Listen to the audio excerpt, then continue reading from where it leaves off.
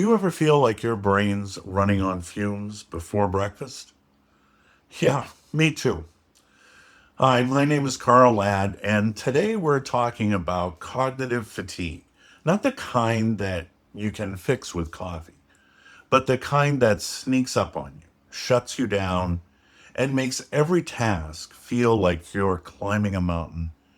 If you're living with Lewy Body Dementia, like I am, caring for someone who is, or just curious about what it's like inside a tired brain, you're in the right place. Let's talk strategy, sanity, and saving your energy for the things that actually matter. What is cognitive fatigue? Cognitive fatigue isn't just being tired.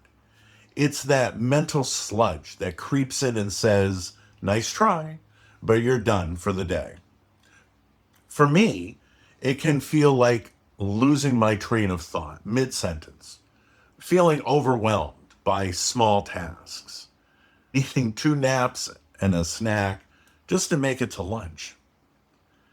And it's not just frustrating, it can be discouraging because the world keeps moving, even when your brain hits pause. One of the biggest game changers for me, building in structure. Not military precision, more like gentle scaffolding that holds me up when I'm wobbling. Here's what helps: routines.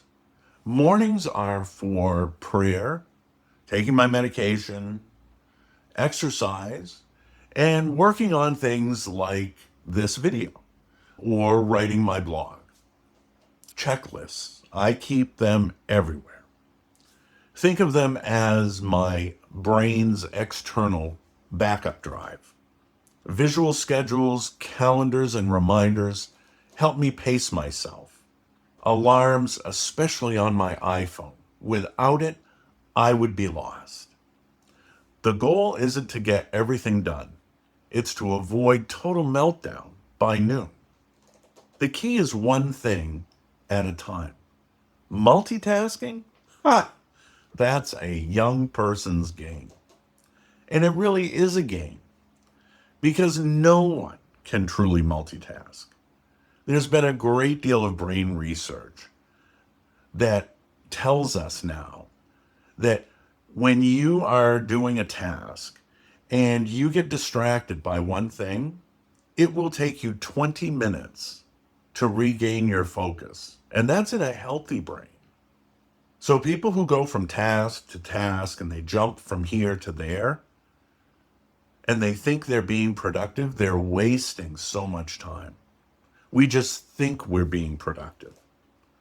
I've learned the hard way that juggling too many things short circuits my brain. So now I focus on one task, one conversation, and one decision. And I protect that space like it's sacred, because honestly, it is. It might be frustrating for others sometimes, but it's who I am now. The thing I've learned is that rest is not a luxury. If I push past the warning signs, I crash hard. So now I build rest into my routine before I need it. That includes moving slowly, especially during transitions, using timers to remind me to take breaks and to do my tasks. Midday quiet time. Sometimes it's prayer. Sometimes it's zoning out to music. I used to think that naps were for kids and slackers. Now they're absolutely necessary. And it's not laziness, it's energy conservation. So when the fog rolls in, and it always does, some days, no matter what I do, the fog wins. And that's okay. On those days, I give myself permission to postpone non-urgent tasks. Ask for help. I'm still working on that one.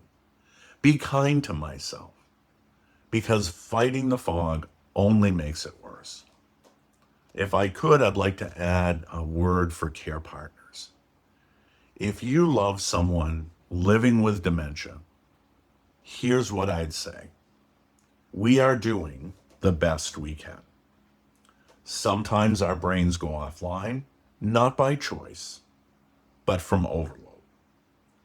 What helps most? Patience, not pressure.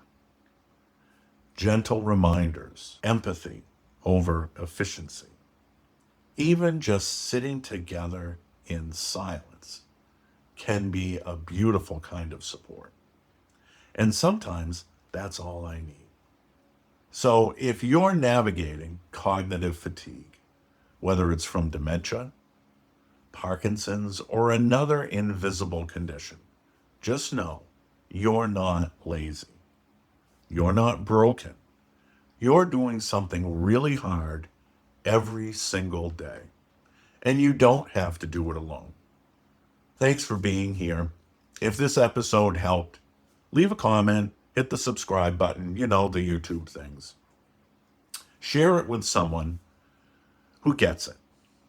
Or let me know how you manage your energy. Until next time, be gentle with yourself, be gentle with your care partners, and when in doubt, take a nap.